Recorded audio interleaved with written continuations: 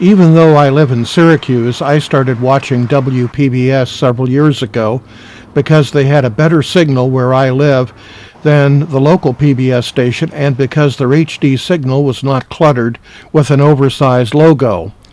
Out back they have one of the biggest dishes I've ever seen, and it looks like they have provisions for heating it, probably because of the large amount of snow they get in this part of central New York in the wintertime. The station is rather small. This is their community room. They only have 16 full-time employees. This is master control.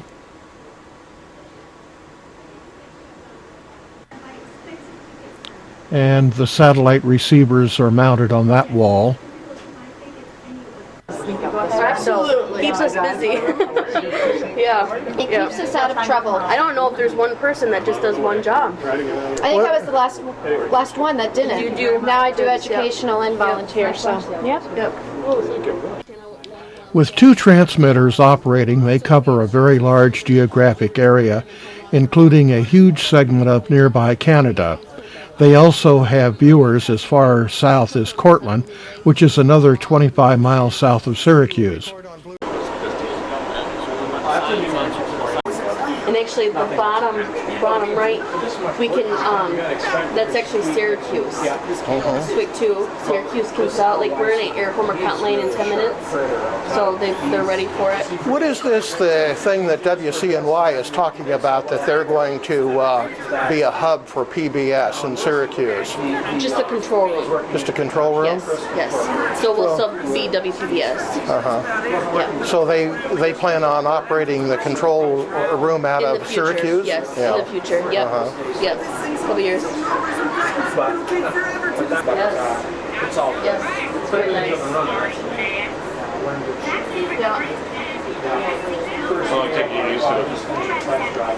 Well, actually, I just did audio for the first time. Do you remember? This display shows the three programs they're sending out, including the high-definition signal on the far right. Your interstitials or any of those?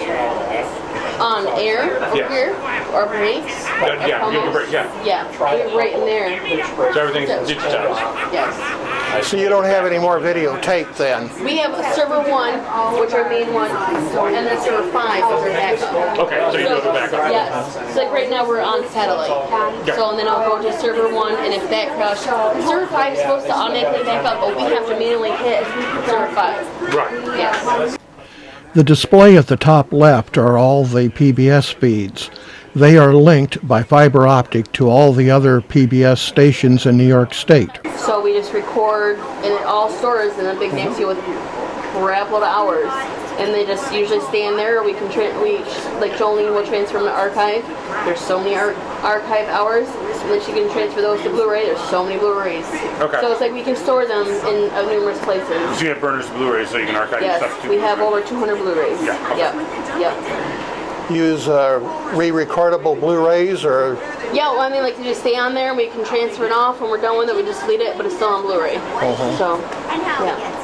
So like right now, he's just checking out. That's our channel 2 playlist, and then it just stays with a certain satellite because it's our create satellite, create programming, and then we put in our own IDs, or I put in program or promos. So you guys are running the PBS? Right next door to master control is production control, where they produce the many local programs that are shown on WPBS. The video switcher, it's a new piece of equipment they just installed, and right behind that they have the audio board. This is their main and only studio. The people at WPBS are really a very nice bunch of folks, very helpful and always ready to answer questions.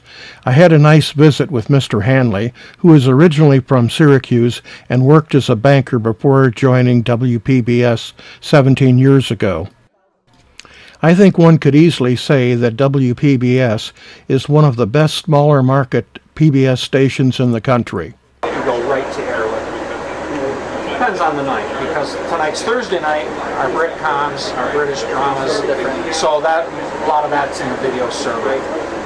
One thing that the digital conversion has allowed us to do, and some of this new equipment in this room, we are fiber connected to every PBS station in New York State now. So if Mountain Lake PBS in Plattsburgh, New York, has a program that for whatever reason got deleted out of our archive or isn't showing up in our system, Brad makes a phone call or sends an email.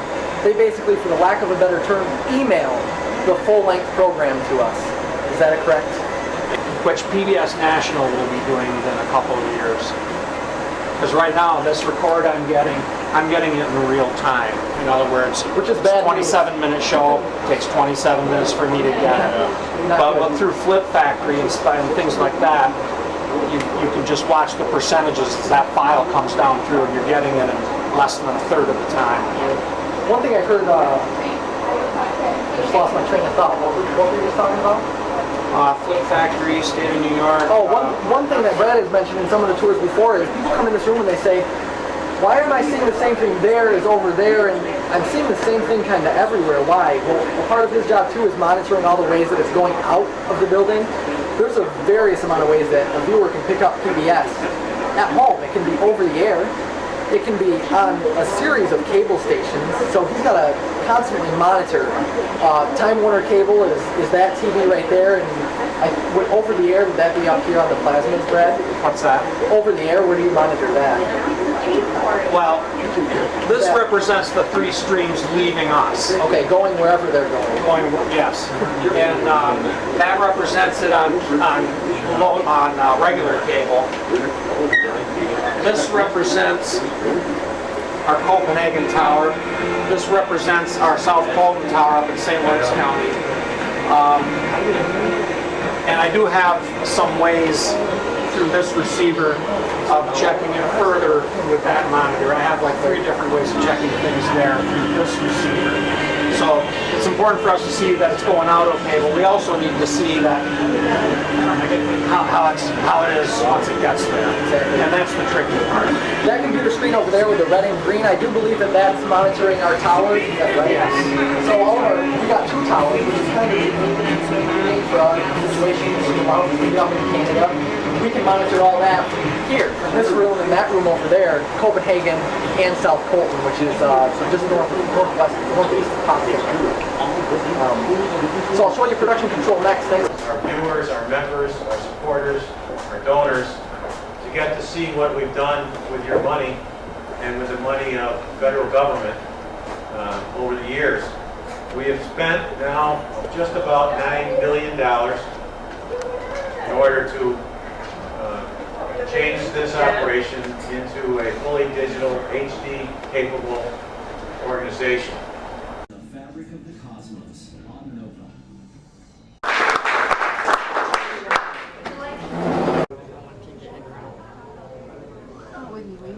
Nova. Minutes of video on just 2 of those.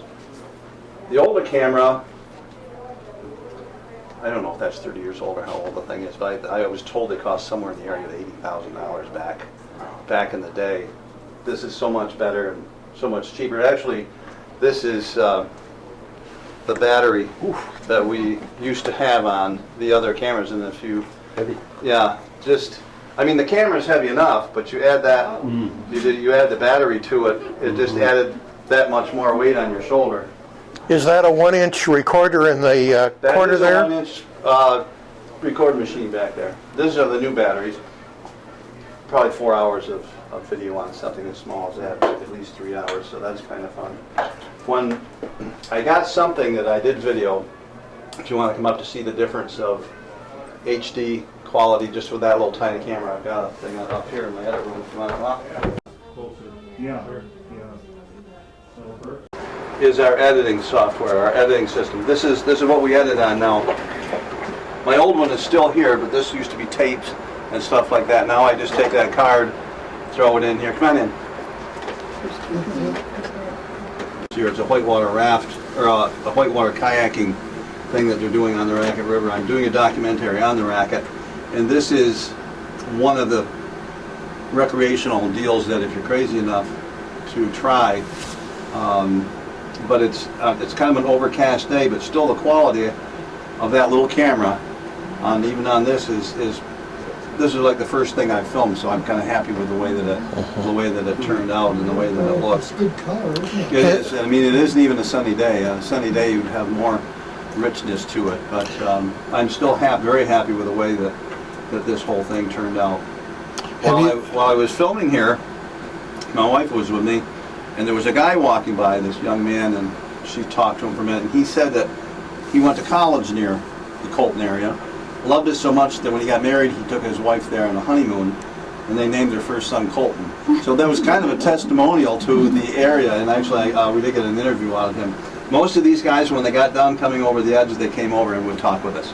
They actually would interview us a little bit and say, you know, what's wrong with you? Yeah. But that one's there, and we can put presets on it. So all we do is hit a button, and when I was doing the membership drive, I could see who was busy on the phone. And if somebody was busy, then we could put it on this monitor. So they'd stand in front of that TV monitor here, and yeah, I'm gonna see it because I got that thing right now. And it actually would have the score, they'd say, and we'd update that every break. You know, the girl in there, she'd do the tally, she'd come in. We'd come over here to this thing here,